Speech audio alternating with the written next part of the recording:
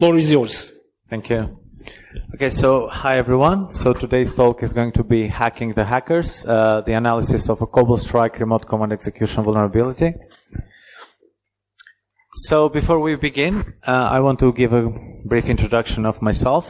So my name is Sherri. I currently work at IBM Adversary Services team, where we run adversary simulation for a big number of clients, including public and private sector. I'm also the founder and organizer of Besides Tirana. We also have the call for papers open, so if you want to participate, scan the QR code here and you can submit your talks, and I'll be really, it will be really great to see you there. And as you're probably aware of, I'm passionate about offensive security, and I mainly focus on adversary simulation, Windows internals, reverse engineering, malware development, and also exploitation, which has resulted in me discovering some vulnerabilities in several well-known products like Google Chrome, Spotify, Microsoft Edge, etc. If you want to see some of my other work, I'm not sure if it's readable here, but my handle is 0x09al, and you can find me on Twitter or on GitHub to see some of my work. So, before going into details about the research, I just wanted to give a brief introduction of why we actually started doing this research. So, in our day-to-day job, we use Cobalt Strike quite a lot because it's one of the most common used adversary simulation frameworks. And while we're in a project, we receive an out-of-bound update for Cobalt Strike. And usually an out-of-bound update is usually bad news because it's either like a vulnerability that needs to be patched immediately, or there is some bug that may make the software unusable. So we had to take a quick look and see what was happening. So as you can see from the image here, this is actually just a screenshot of the release notes from Cobalt Strike. So basically there was a new CVE, and they said it was an XSS vulnerability, which at the beginning we kind of, let's say, downplayed it a little bit, because usually when you have a CVE and XSS vulnerability, it's usually not really useful when it's a client-side program, because we initially thought it was some sort of self-XSS, which is not really useful from exploitation perspective. But then, when we were reading the release note in details, the blog post actually mentioned that this XSS vulnerability could lead to potentially RCE, and it was like a really interesting thing, and we decided to actually take a look. And because this is one of the tools we use for our internal services, we need to make sure that the tools that we use and provide services to clients need to be safe, and started to digging deeper into the Cobalt Strike. And then we discovered that this patch actually was not sufficient, and that's what this talk is going to be about. So before diving in, I'm just going to give just a quick introduction of Cobalt Strike. So for those who are not aware, Cobalt Strike is just like a software, and it allows adversary simulation teams like the team I work with to provide these services. Essentially, it allows you to have to manage and deploy malware remotely, and also at the same time manage a large number of systems. It was originally created by Rafael Mudge, and now I think it's part of Forta. Also, for those that are a little bit old school, you probably remember the original Armitage, which was similar to the UI of Cobalt Strike. So Cobalt Strike was just, let's say, the pro version that was not using Metasploit anymore. So just a brief introduction on the architecture as well, because we need to be aware of how the software is, the architecture of the software is, before like understanding the vulnerabilities. So we have three main components. We have the team server. So the team server is actually the core of Cobalt Strike. It's the backend server that handles everything that happens in Cobalt Strike, including the C2 profiles, the generation of the payloads, and the handling of the HTTPS request, etc. And then we have the client, which is the second component. And the client is actually this interface as you see here. It allows the operators to actually interact with the team server and manage all the compromised systems that you have, and also provides you with some attack methods that you can use to generate new payloads or like host payloads, etc.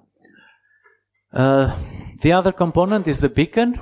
So the beacon is actually the malware that is deployed on the systems, and that is the one that actually connects back to the team servers, retrieves any commands that the operator sent to the team server, and then executes and gives back the output. And as I mentioned earlier, it's actually one of the most used C2 frameworks in the industry, and it's used by red teams, but also at the same time by a lot of threat actors. So it was a really interesting target to work on and try to understand, try to reproduce the vulnerability. So for those who do vulnerability research, the first thing that you probably do is the steps that we follow here. So we got the latest version of Cobalt Strike, and the previous one that was vulnerable, and we decompiled them using a Java decompiler, and tried to find what were the differences between these two programs. So the first thing that we actually saw, there was a function within the beacon C2 class that actually was changed, and it had a new flag. Unfortunately, it's not readable in the screen, but essentially the flag checked if there was a XSS mitigations flag set in the teamserver.prop file, which wasn't there before. And another interesting thing was that the beacon entry class had some checks. So for example, it was checking I'm not sure if like the username, the computer name, the process name. It was checking these labels for specific characters that contain an XSS string. And they had two functions that they did this. The first one was the potential XSS, and the other one was username potential XSS. So that was what we needed to understand, how these checks are done. So as you can see here, these two functions were implemented in the common HTML utils class. So we have the first potential XSS function, which takes as a parameter a string, and then we have the potential username XSS. So if you take a look, and if you actually understood like how XSS vulnerabilities happen, like you can see that they're checking for some special characters, and it's not the most ideal patch, although it's effective and it works. Like they didn't have to do that, and it shows that whoever created this patch is probably not, let's say, the most aware software developer about XSS vulnerabilities, because you could make the patch way more effective and just use one function. And as soon as we saw this, we understood that there was definitely something wrong happening, because this code quality was not something that you would expect to be in a software that is used by a lot of red teams. So we found out that actually the patch was only checking for specific labels that I mentioned earlier. Go back. So basically, it was checking only these labels if they contained any XSS strings, but every other label within the framework was not actually getting checked. So that meant that if we somehow could manipulate any of the labels, we could actually inject HTML objects. We found out that a lot of the labels, essentially all of them apart from the ones that they were checking, were still injectable with HTML objects, like the notes one, the HTTP listener names. So now we had reproduced, let's say, a new vulnerability similar to the previous one, but at the same time, we only believed it would be an XSS. So we needed to dig a little bit deeper to actually find out how we can turn that to RCE. So before going back, going forward, I'm going to go through a little bit of Java, because this talk will be heavily oriented in Java. And if someone actually likes Java, fair play to you, but it's not my favorite language. So for those that are not aware of, Java is a high-level object-oriented programming language, and it's used in almost every device, unfortunately. And hence the famous installation program from Java, which says like it runs in 3 billion devices. It's probably more now. So the thing is that Cobalt Strike is built in Java. So the team server and every component is built in Java. And the one that we are interested in, the Cobalt Strike UI, which is the user interface, and which was the vulnerable component, is built in Java using the Java Swing library. So going forward, if you have good knowledge of Java, objects, etc., I think it'll be a really interesting talk. I tried to make all the information processable by everyone, even if you don't know Java, but if you know Java, it's going to be way easier. So, like, as I mentioned earlier, Cobalt Strike was using the Java Swing library. So the Java Swing framework is a framework that allows you to build graphical user interfaces for Java programs. And I'm pretty sure if you did Java at school, that's probably one of the first things you actually did. And we found out actually that, or at least I found out, that like Java Swing elements actually support HTML, which I didn't know before. So basically, if you could start a specific label, or let's say a button, with the HTML tag, it will actually parse that as HTML, which was really crazy for me. I'm not sure why they did that, but at the end of the day, it's Java, so everything is expected. So so now we have, let's say on Cobalt Strike, we had some fields that we could inject HTML to, and we could like try and test the different HTML injection techniques that we could do. But unfortunately, we don't know like how Cobalt Strike may process that information or how it's going to change it. So for this reason, to make everything easier, I actually just decided to write a simple program. I'm not going to go through it, but I'm just going to say, so basically the idea is we just create a new frame, and then if you see here, we have a HTML in the description of the label. So just a hello and then H1, which is a header from JLabel. And then, as you can see from the results, it actually, after compiling it and running it, like the hello is actually just like the normal one, and then from the from JLabel is actually parsed as HTML, as you can see here. So that was a good point. We could actually reproduce the HTML. So I needed to find a way to actually make this HTML injection useful, because at this moment it was like not useful at all, because we could only inject like headers and nothing. So basically, the release note said it was an XSS, and I've been mentioning this like an XSS vulnerability. So an XSS vulnerability, for those who don't know, stands for cross-site scripting vulnerability, which allows you to actually insert some JavaScript code somewhere. But this was not an XSS. At best, you could call this a HTML injection, because there was no possibility for actually injecting JavaScript. So from an exploitment perspective, this was useless, because we couldn't do anything interesting. I mean, we could insert like images and maybe like insert some memes to the operators without them actually expecting them, but it wasn't really useful. But what I found out was, because knowing Java and its law for object deserialization vulnerabilities, I just tried the object tag, which is really an old tag and it's not used a lot anymore. And then I see this interesting behavior. I have these 2 question marks in red, and I was really suspicious, because like that's something happening, right? Because when we included like different tags, like nothing was happening, and then the object tag, we get that those question marks. So there was something interesting, and was definitely not what we expected.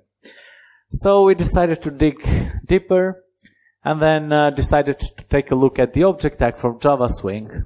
And to my surprise, not really, but to everyone's surprise, the object tag in Java Swing actually allows specific objects to be included, which was, again, surprising.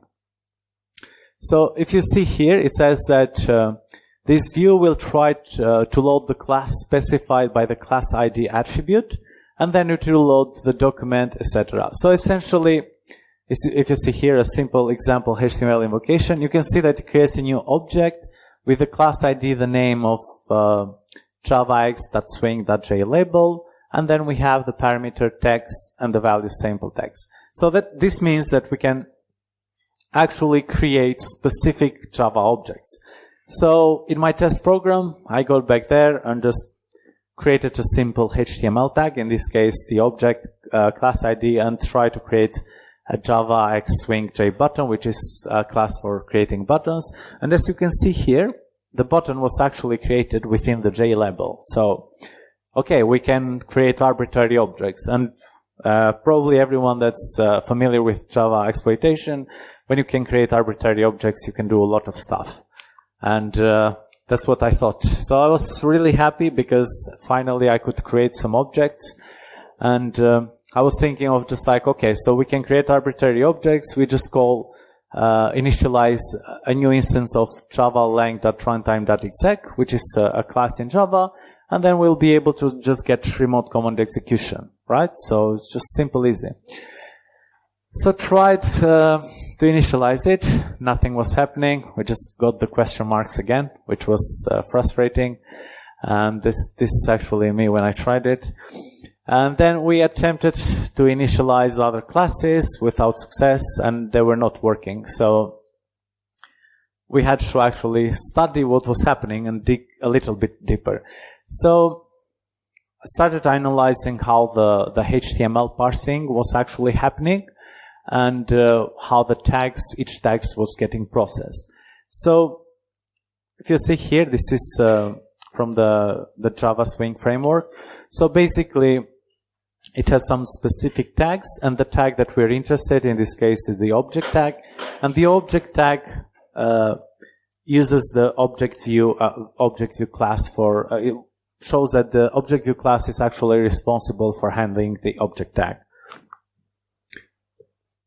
So then we decided to actually analyze this new class.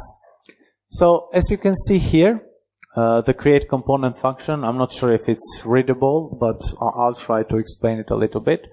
So basically, if you read the code, the create component function is actually the one that, let's say, creates the element that you defined in the object tag. So if you see here, the first thing it does, it gets all the attributes in an attribute set, which is a specific variable, and then it gets the class name from the class ID. So after it does that, it creates a new instance of this class, like it does some Java magic, which I'm not going to go deep into it because it will probably be another talk.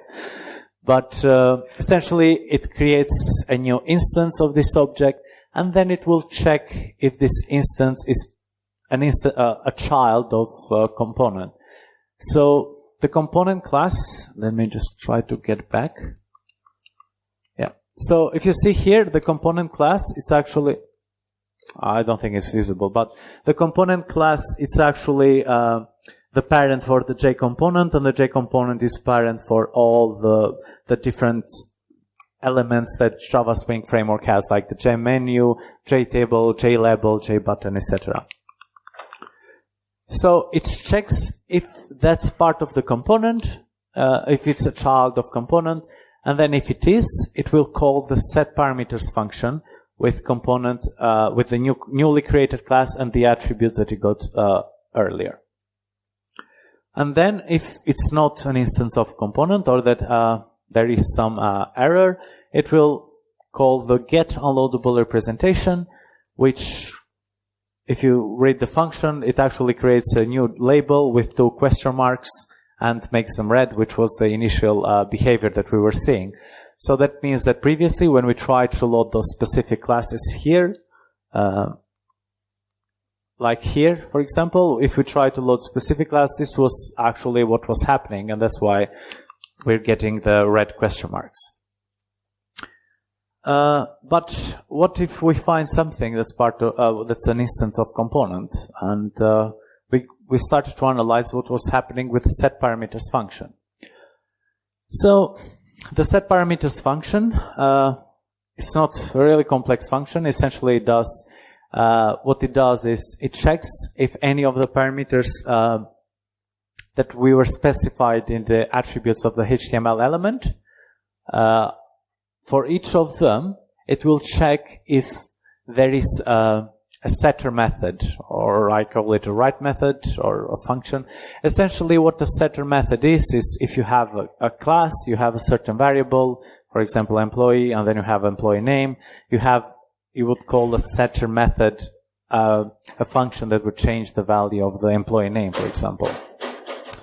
And then if this method actually exists, or this function, it will call the appropriate function with the specified value that we provided earlier on the. So just to make it a little bit easier, because I know it's a little bit complex.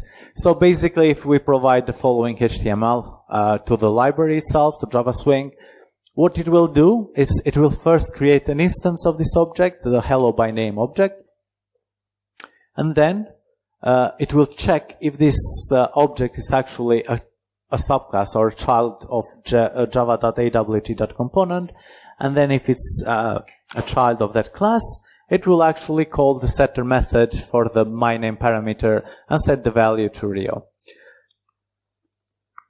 So I know it's a little bit complex and I'll be talking Java for a long time, but I wanted to kind of explain all the requirements and all the steps that we follow, because if you don't understand all the steps that went to it, you probably won't understand the vulnerability itself. So basically, at this moment, we can initialize some objects, but we have some very specific needs. So for example, if we want to actually achieve command execution, what we have to do is we have to find a class that's actually a subclass of java.awt.component, and this class should have a setter method, and this setter method should only have a single parameter of type string, and when we call this method, we should be able to somehow manipulate to achieve command execution or some other thing. But like going through the entire source code of Cobalt Strike, not source code, the decompiled version of Cobalt Strike is not really easy. So we didn't want to manually analyze all of it, right? So what can we do about it? Because it's like searching a needle in a haystack. So for this reason, we decided to use Tabby. So for those who are not aware of this tool, it's actually really awesome. You should probably have it in your arsenal. Okay. So Tabby is an open source code analysis tool for Java. It's mainly used to actually discover deserialization gadgets, but you can use it for like other code analysis techniques that you want. So basically, in the background, what it does, it has an AO4J database, and you can import different types of Java programs like jar files, and essentially any like common known files for Java compiled programs as well. And what it will do is like analyze these files and create graphs based on these functions, on the functions that are within these programs. So for this reason, we loaded the Cobalt Strike jar file into Tabby, analyzed it with a database, and then we just wrote a custom Cypher query. So a Cypher query is kind of similar to SQL, but it's for Neo4j databases. So for example, what I told the program here, which is not readable, is I told it like, give me all the classes that are subclasses of java.awt component, and that have a method that starts with set and has one specific parameter of type string, and that it's not some specific values that I excluded from it. So in total, I think we got, around 48, I'm not sure. So 48 functions to analyze is not a big job manually. So we decided to take a look at all the functions. So all the 48 methods or functions that we discovered weren't really interesting. They were like mainly to just change a text label or maybe like update something, but nothing was like really useful from an exploitation perspective.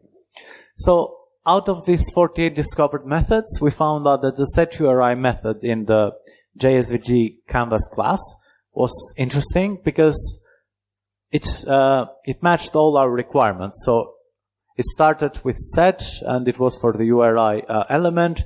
It had a single parameter, which was of type string, in this case new URI, and then using this variable, it actually called another function, which was load SVG document, and this fulfilled all our requirements. And if you actually discovered like an XSS vulnerability, you probably know that SVG files allow you to include XSS. So at this point, I was pretty certain that this was the vulnerability itself. So I have an SVG file. I'll just include it script alert 1, which is the most common scripting payload that probably most people use. So I thought, okay, so the previous one was an XSS, but was not a real XSS. So at this time, we have the SVG file, so it's probably an XSS, and we can exploit it, right? Well, no. So basically, what I did was I hosted the SVG file in a remote location and injected the following HTML in the notes field. So basically, as I mentioned earlier, just the object class that we wanted, and we have the parameter URI. And this is the URL, and I was expecting it to actually give me the alert one. But even though the SVG file was actually loaded, we got an exception. So now the SVG file was parsed, but then this file threw an exception because it tried to load the class, which it did not find, and it was org.mozilla.javascript.scriptable. And at this point, I was like, okay, so this SVG file is somehow now loading a new class that is not finding it. So can we somehow manipulate this to actually load the class of our liking? And yes, we can. So basically, we found out that JSVG Canvas class was actually part of the Apache Batik library. And we researched the documentation in details and was reading it for probably like way too longer than we should have. And then we found out this entry. So basically, it says referencing Java code from a document, from an SVG document. And everyone who's in security probably knows that's not the best idea. So it had some specific requirements. So the first one is it should have been a script element, which we used before. And then in order for this to actually work correctly, it should be an application Java archive. So the script element type should have been like that. And then the link of the jar file, it should have been in xlink href. So essentially, at this moment, we understood that we have this SVG file. Then with this SVG file, we can reference external jar files and actually execute code.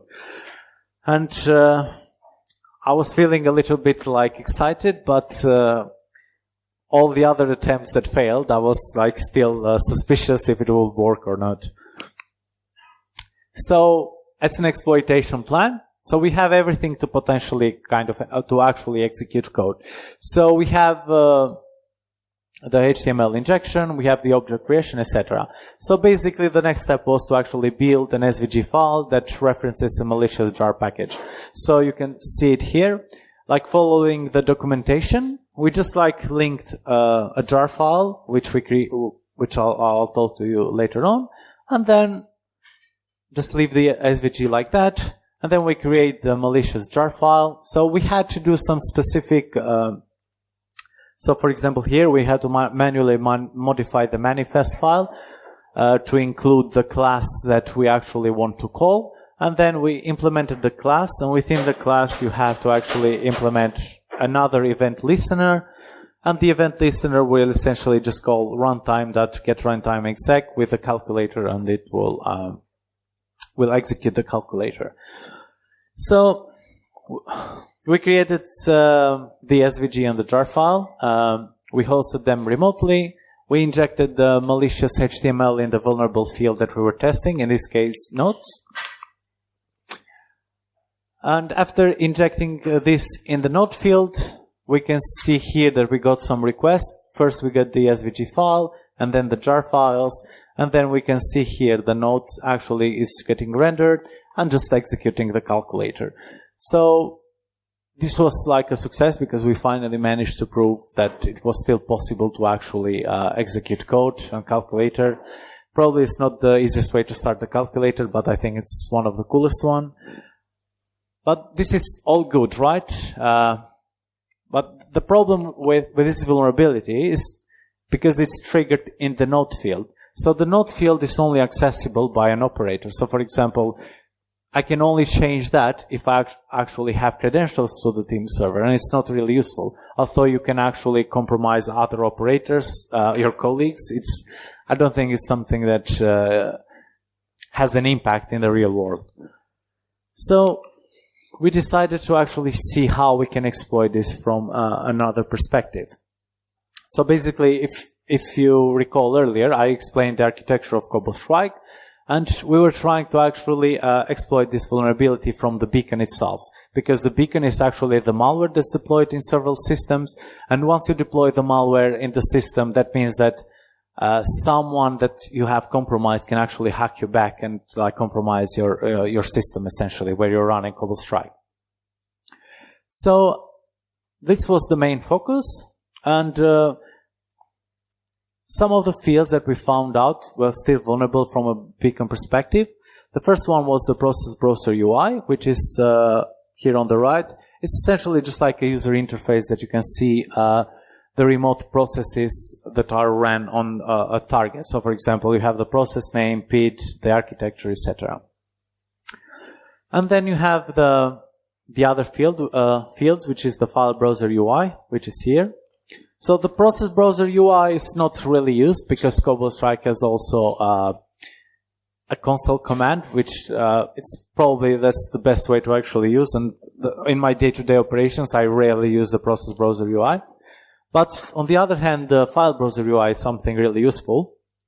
And I use it quite heavily because it's really difficult to actually browse the file system without using a user interface. So this was essentially, the file browser was essentially a better target. Yeah. So if we wanted to use a process browser, we could still do that, but it was not really useful. So we decided to focus on the file browser.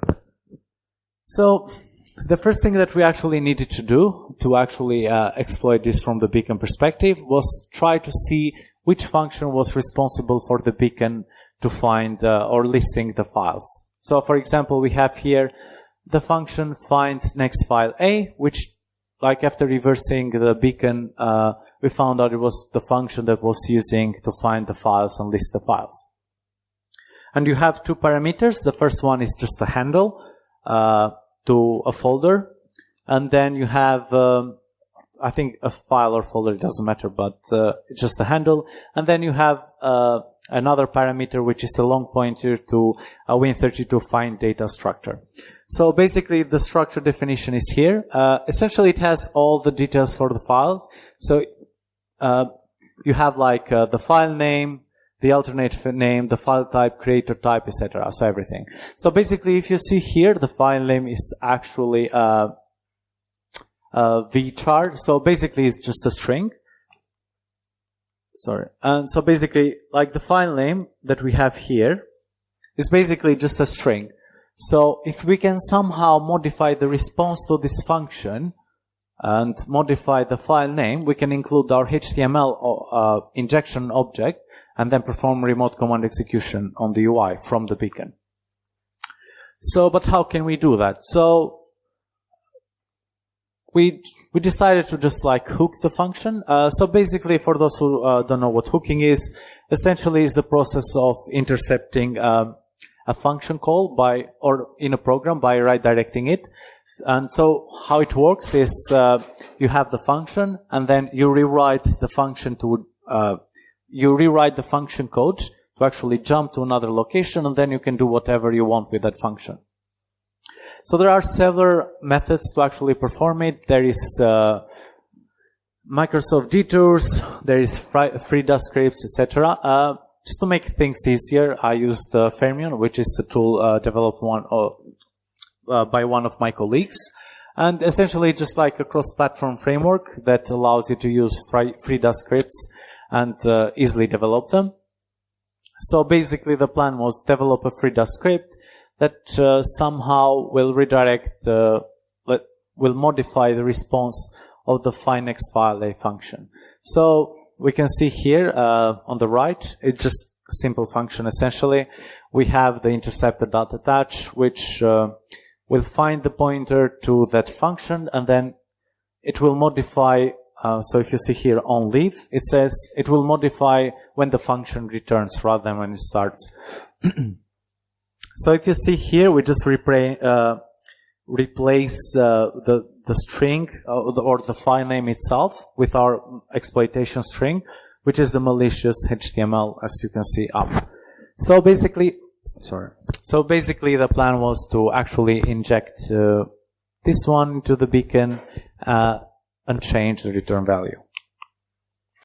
And fortunately for me, after several failed attempts, it actually worked. So basically, when the operator opens the file browser and tries to interact with the beacon will receive the commands, and the findNextFileA will be modified by our malicious script, and then it will return the malicious code, the malicious HTML object, which will indeed execute the SVG file, the jar file, and then the calculator. And yes, that's me. After getting it, after 2 weeks of actually probably not sleeping a lot. So I'm just going to show a quick demo. Should be open here. Yeah, so basically we have the Cobalt Strike interface UI, and this was the latest version at that time. And then we have the victim PC, where we execute the beacon. The beacon is the malware that I mentioned earlier. And then we see, I just run the command task list to actually get the PID of the beacon. And as you see there, it's probably not visible. We inject the free script to that process, and everything is working fine. So now, from the operator perspective, the operator, after getting access to your system, will try, okay, so I want to see the file like what files this user has. And we're just going to take a little bit because I think the sleep time was 1 minute. Yeah, so basically this is just waiting because the Cobalt Strike UI has a sleep time of 1 minute. So basically, as soon as everything loads, you can see that several calculators popped up, and we can see that the injection on the right was actually successful. So that's how we finally managed to execute remotely execute code in the Cobalt Strike UI from the beacon perspective. So before finishing off with the presentation, as I mentioned earlier, my work wouldn't be possible without the amazing resources that I've listed here. So if you want to take a read, I highly recommend it. So yeah, that was my talk. Thank you, everyone. If you have any questions. Ria, thank you very much. It was a great presentation. Does anybody has any question? Even if you don't want to make them public, feel free to reach out later on. So thank you very much, guys.